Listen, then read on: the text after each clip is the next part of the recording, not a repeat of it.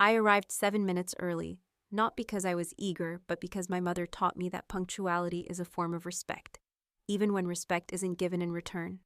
The law office was clean and cold like most places that make their money handling what the living leave behind. It smelled faintly of lemon polish and quiet judgment. I stood in the doorway for a moment, brushing off the rain from my sleeves. My Aunt Maureen looked up from her seat by the window, registered me without a word, and rolled her eyes. No hello, no nod. Just that one motion, dismissive, rehearsed, and sharp enough to slice through 3 months of silence. To the rest of them, I was just Eloise's daughter, a footnote, a leftover. The daughter of the quiet sister who lived on the edge of town, never remarried, and never asked for much. I didn't wear pearls or heels. I didn't bring a husband or a designer purse. I brought a canvas tote bag, a navy cardigan, and my mother's last wishes in an envelope I'd read 100 times. Maureen glanced at me again as if confirming I still hadn't vanished, then turned her attention back to her phone. If you've ever been dismissed with nothing more than an eye roll, this story is for you. Subscribe to Revenge with Seren, because sometimes dignity walks in after the funeral, carrying the quiet. The receptionist glanced up. You're here for the Ames estate. I nodded. Delilah Ames. She stood quickly, tone shifting. Of course, right this way. I caught the flicker in Maureen's expression. That name, my mother's name, didn't belong to me in her eyes. She used to call me the quiet one at family parties, always with a glass of wine and a tone that sounded like pity, but wasn't. I followed the receptionist into a paneled conference room, where the lawyer waited, seated beside a neat stack of papers and a single manila envelope. Maureen and her son Greg took the chairs closest to him. I chose the one furthest away. The room smelled like paper and polished wood. No flowers, no warmth. Just the sound of a ticking clock and the occasional rustle of clothing as someone shifted uncomfortably. Greg was on his phone. Maureen was fixing the cuff of her sleeve, clearly rehearsing the kind of face she'd wear when she received what she thought she deserved. I didn't say a word, not when Maureen leaned over and whispered, "She probably thinks she's getting the good china," not when Greg smirked like it was funny. I'd learned that silence unsettles people more than any comeback. And that day, I had no intention of playing small. Mr. Langley cleared his throat and looked up from his notes. Before we begin with the will, Mrs. Ames left a letter. She asked that it be read aloud first. Maureen raised an eyebrow. A letter, the lawyer nodded. Addressed to her daughter. Greg looked confused. Maureen looked irritated. I just kept my eyes forward. To Delilah, Ames Langley added. He slid the envelope across the table. I didn't rush to open it. I already knew her handwriting by heart, gentle, slanted to the right, always in blue ink. My mother used to leave notes in my lunchbox notes, on the fridge reminders on my pillow when she worked late shifts. This envelope had that same feeling. The seal wasn't just glue, it was memory. I opened it slowly, careful not to crease anything. Inside was one sheet folded twice. The first line was written with purpose. If they're already looking at you like you do not belong, that means I raised you right. It took everything in me not to cry, not because it hurt, but because it landed so gently. I could feel Maureen's eyes on me, but I didn't look at her. I could imagine her trying to decipher whether that sentence was meant as a dig at her or a lifeline to me, maybe both. My mother never wasted words, and when she wanted to be clear, she knew exactly how to aim them. The next line thanked me for staying when everyone else drifted, for handling her medication, for knowing which cardigan she liked when her arms ached, for never asking for anything but the truth. She wrote that I reminded her of herself, not the version Maureen always described, but the one who stayed up at night paying bills, who taught herself how to fix a broken heater, who smiled at the neighbors even when they crossed the street to avoid her. She said I had inherited her patience, her memory, and her refusal to perform for people who only applauded themselves. And then she wrote something I had never heard her say aloud. I know you think I didn't fight for you, but I did. This letter is part of it. The room was still. Even the air felt like it paused. I could feel the shift, subtle but sure. Greg was no longer scrolling. Maureen's fingers were tight against her purse strap. I folded the letter and placed it carefully on the table in front of me. Mr. Langley gave me a look that felt a lot like respect. The kind lawyers give people who don't flinch. The will had not even been read yet, but something had already changed. In that room, in that moment, in me. Have you ever been seated in a room full of people who acted like you were invisible, only to find out you were the one they should have seen all along. Tell me in the comments. I'm listening. The lawyer waited until I refolded the letter before he spoke again. I could still feel the weight of my mother's words pressing into my chest, words I didn't know I had waited so long to hear. For a moment, I had forgotten Maureen was there at all, but the second Mr. Langley cleared his throat and turned the page, I heard the shifting of her bracelet, the impatient sigh that followed, and her familiar tone laced with irritation. "Can we move on to the will now?" she said. "I assume there are formal matters to address."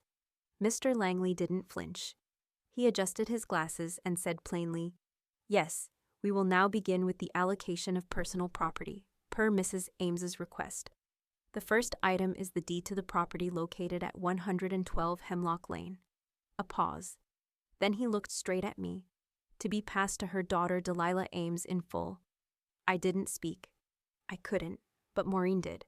She let out a laugh, short and sharp, as if she had misheard the man and simply needed clarification. "Excuse me, the house." "The house was always intended to go to the family, shared family use. That's what she told me. That house," Mr. Langley raised a hand, calm but firm. "There are no co-owners listed, no shared trusts. The property is in full legal standing, and the new deed has already been filed." He opened a side folder, removed a certified copy, and slid it toward me on the polished table.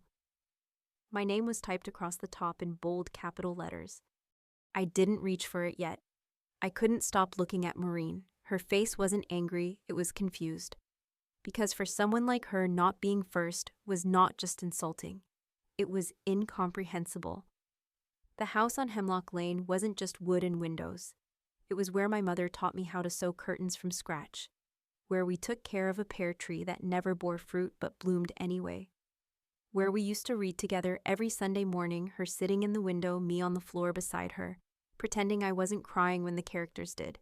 It was the only house I had ever lived in. Maureen never wanted it. Not when it needed a new roof. Not when the plumbing failed in 2014. But now that the paperwork came with something final, it was suddenly meaningful. Greg leaned over to his mother and whispered something. She waved him off. "This is ridiculous," she muttered.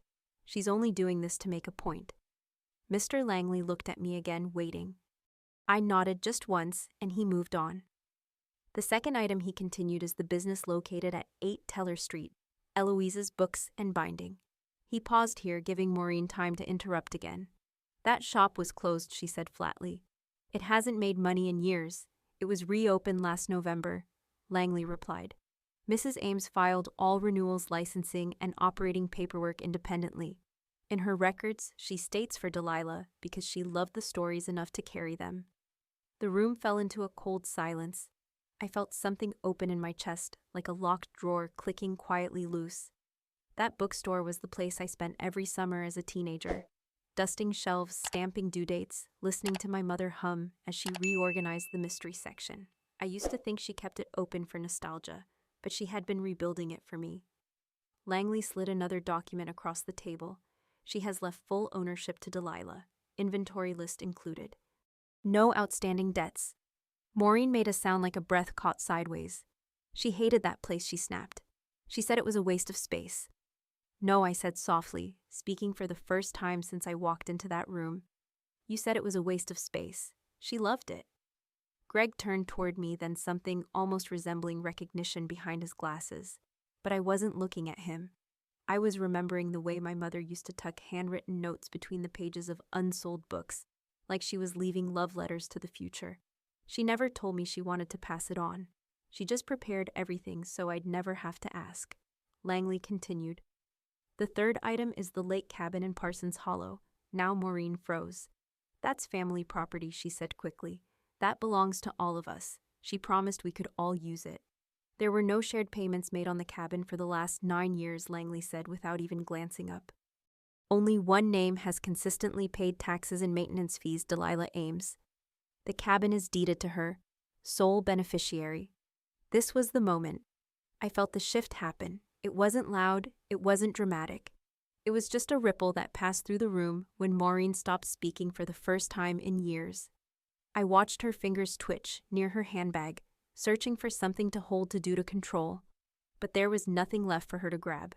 It wasn't about the house. It wasn't about the bookstore. It wasn't even about the cabin. It was about the fact that my mother had spoken clearly finally, and with paperwork that Maureen couldn't override. Every judgment, every dismissal, every rolled eye, it was all still there. But now, so was my name. First, clearly written, unapologetically chosen. Langley looked at me.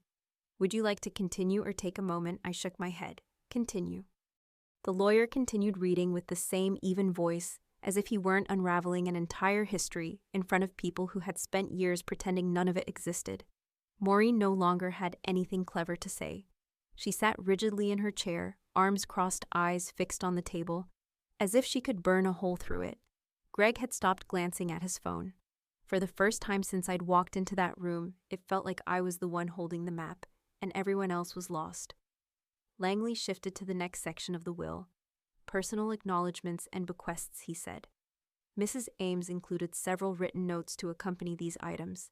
Her intention was not just to divide property, but to explain choices clearly and privately. He reached into the folder and pulled out a smaller envelope. My name was written on the front in my mother's handwriting, again the blue ink, the careful slope. He handed it to me without a word. I opened it with slow fingers, the kind you use when you're holding something you can't replace. Inside was a single page, no formal greeting, just for the years you carried me without asking for anything in return. My chest tightened. I hadn't known she remembered. I'd never once asked her to. During the last year of her life, when the cancer treatments drained her, when her appetite vanished, when the nights stretched long and quiet except for the sound of her shallow breath, I was there. I worked mornings at the school library, then came home, made soup, helped her bathe, changed her bed sheets. Not once did I hear a thank you, not because she didn't feel it, but because we were always moving from one necessity to the next. I never needed the words, but holding them now in black and white, I realized how badly I had wanted them. Maureen reached out suddenly. May I see that I didn't even flinch? No, I said, not harsh, just final. She looked stunned, like it hadn't occurred to her that I might deny her something. She was used to taking things not because she asked, but because no one stopped her. I wasn't that person anymore. Mr. Langley cleared his throat, moving on. To Gregory Manning, he said, glancing at Maureen's son. Mrs. Ames leaves her collection of first edition hardbacks from the classic literature shelf, as well as a one-time monetary gift of $5,000. Greg sat up slightly surprised. She left me something, he said under his breath. Langley nodded. She wrote, quote, because you always place the books back on the shelf, even when no one was watching, and because kindness should be recognized even in small doses. Greg blinked, his mouth open, but nothing came out. For a moment, he looked like the child I remembered from years ago, the one who used to follow me into the bookstore aisles and ask which Nancy Drew was the best. He wasn't cruel back then, just quiet, like me. Maybe he still was. Maureen spoke again, her voice sharp. What about me? Langley didn't rush. He picked up a smaller envelope. To Maureen Manning, he said, Mrs. Ames leaves a silver vanity mirror from their childhood bedroom and a note. He handed it across the table. Maureen tore into it quickly, unfolded the letter, and began reading. Her lips moved as she read, but no sound followed. I watched her eyes move down the page, watched the color drain from her cheeks. She didn't look up, didn't speak, just folded the letter back slowly as if each crease took effort. When she placed it on the table, her hand lingered on it a beat too long. Then she pulled her fingers back like the paper had burned her. No one asked what the note said. Langley continued. There are no further personal items or assets to distribute. All remaining funds and proceeds from the estate are to be transferred into a living trust under the name Delilah Ames. A list of maintenance contacts and business partners has been included. He paused, and for the first time his voice softened. Mrs. Ames prepared this extensively, over the last 6 years. Every file has been notarized. Every instruction followed. Nothing here was accidental. 6 years. That meant my mother had started this when her health was still good, when Maureen was still loudly planning birthday brunches for herself and ignoring voicemails from the hospital. She hadn't made these decisions in anger. She had made them in advance, in thought, in love, in defiance of the assumption that Maureen would simply inherit everything by default. Greg stood slowly. I think I need a minute. He left the room without waiting for permission, without looking back at his mother. Maureen didn't move. She just stared at the edge of the table as if some answer might emerge from the wood grain. I sat there quietly, letting the silence breathe. I didn't need to fill it. My mother already had. Langley reached for the folder and began closing it. This concludes the reading of the will. Copies and documentation will be made available to all parties. He looked at me directly. You may take possession of the keys and documents this afternoon. My office will arrange the formal transfer. I nodded, still silent. Not out of shock, but out of clarity. Because everything she had done, everything she had planned, it had already spoken for me.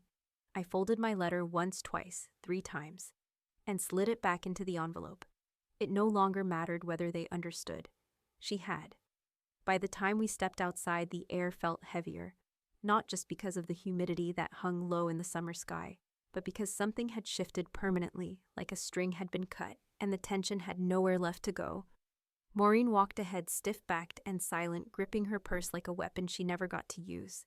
She didn't look at me. She didn't speak to Greg, who had rejoined her near the elevator without saying a word. The lawyer's office door closed behind us with a soft thud, and for the first time all day, I allowed myself to exhale. I stood by the railing for a moment, watching as Maureen walked toward her car. She didn't stop, didn't glance back, but I wasn't expecting her to. Not really. That woman hadn't acknowledged me without sarcasm since I was 14. Not when my mother had back surgery and I stayed home from camp to bring her food. Not when I graduated community college and sent out 24 resumes from a shared library computer. And certainly not when I moved back into the house 5 years ago to help with the mortgage. To Maureen, if it wasn't flashy, it wasn't worth remembering. She told people I had run home to hide from life. Told the cousins I had no ambition. I heard once through Greg, who was slightly more decent, that she referred to me as a quiet burden. But I paid the property tax every spring. I handled the insurance. I spent 3 consecutive weekends up on a ladder repainting the trim before the winter storms came through, and when the plumbing failed, I learned to fix it not because I wanted to, but because we couldn't afford not to. My mother never bragged about it.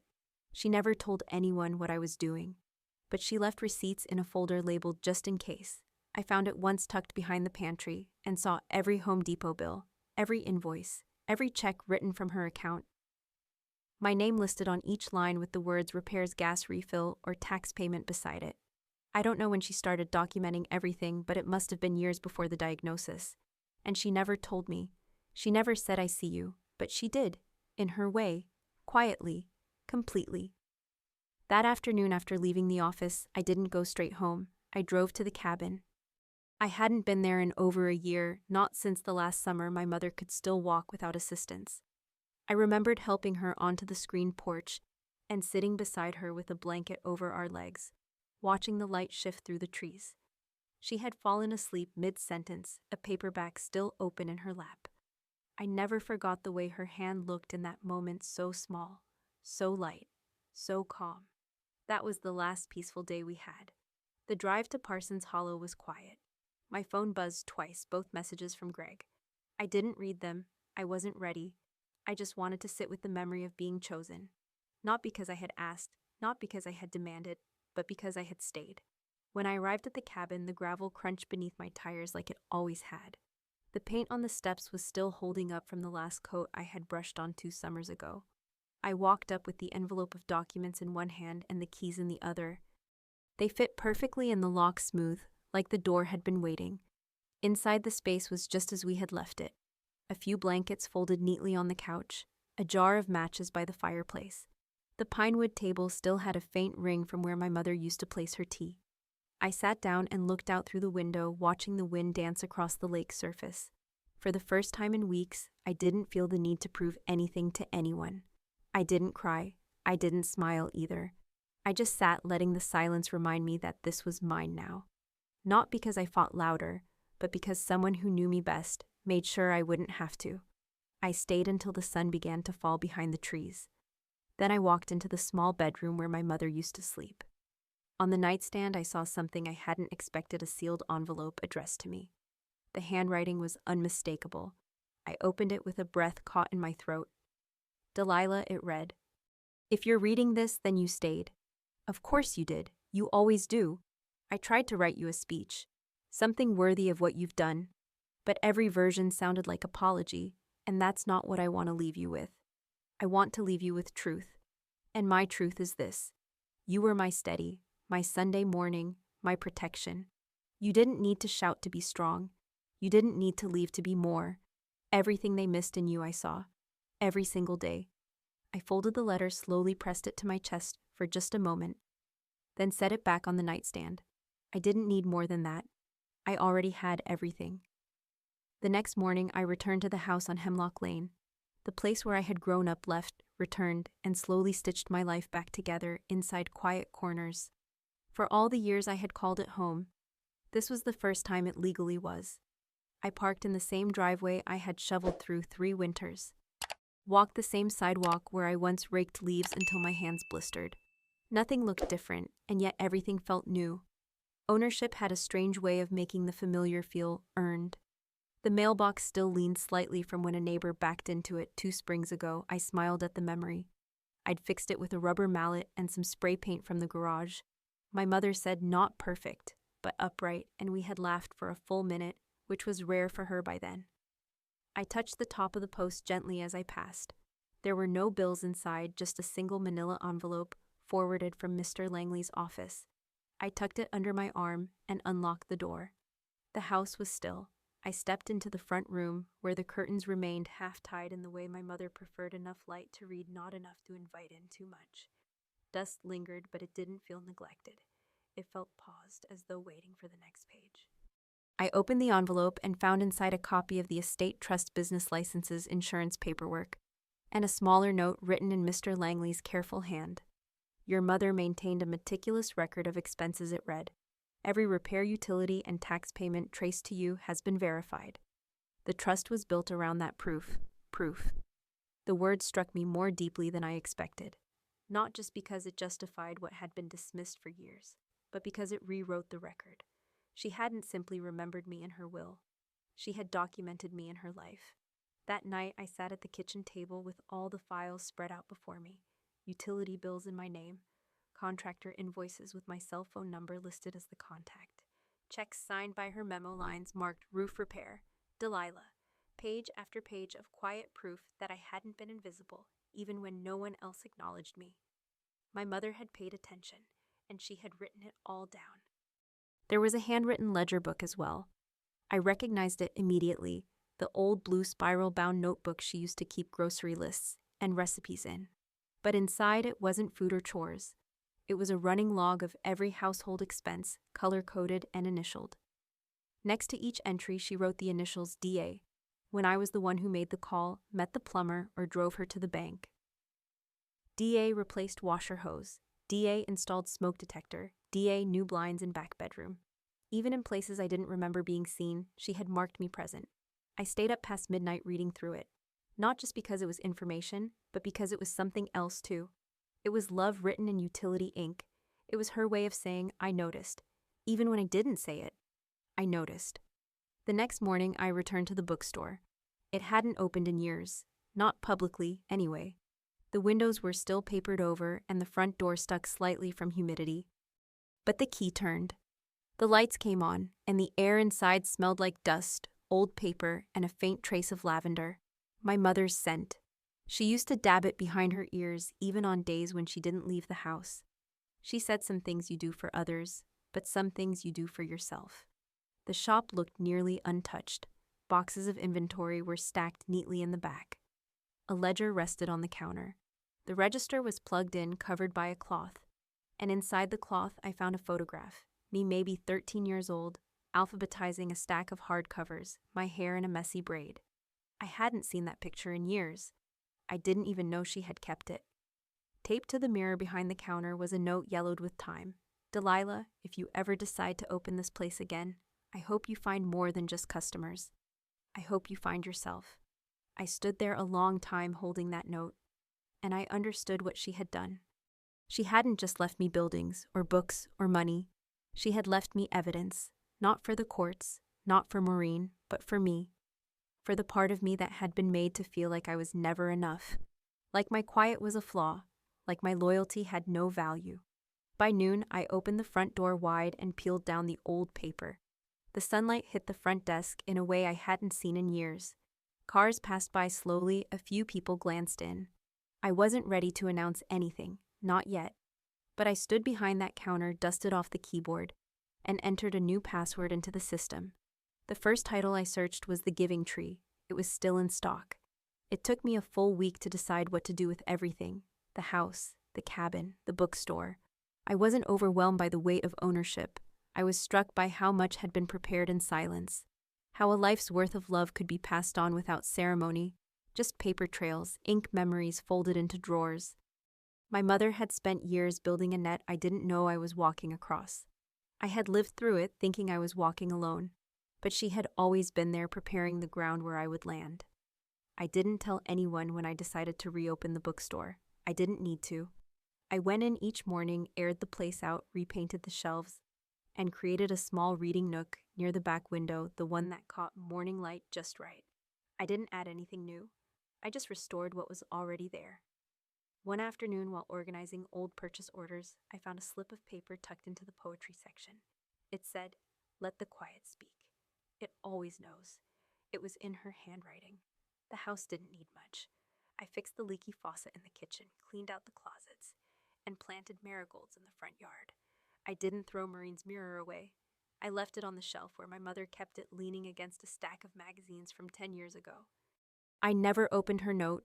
I didn't need to. Some things are meant to remain silent, not because they don't matter, but because the person who wrote them never truly intended to be read. Maureen didn't call. Greg did once. His voicemail was short. He apologized, not for anything specific, just a general softness in his voice that I hadn't heard before. I didn't return the call right away. Some doors don't need to be slammed. They just need to stay gently closed. The summer slipped by in quiet golden days. I reopened the store softly, no announcement, no social media, just a chalkboard sign that read, "Open to those who need stories." People trickled in. Teachers, parents, a retired man who used to bring my mother pears from his backyard tree, a teenage girl who stayed for hours and left with a copy of Little Women. I didn't push. I didn't perform. I just kept the doors open and the coffee warm. One Thursday afternoon, the bell above the shop door jingled.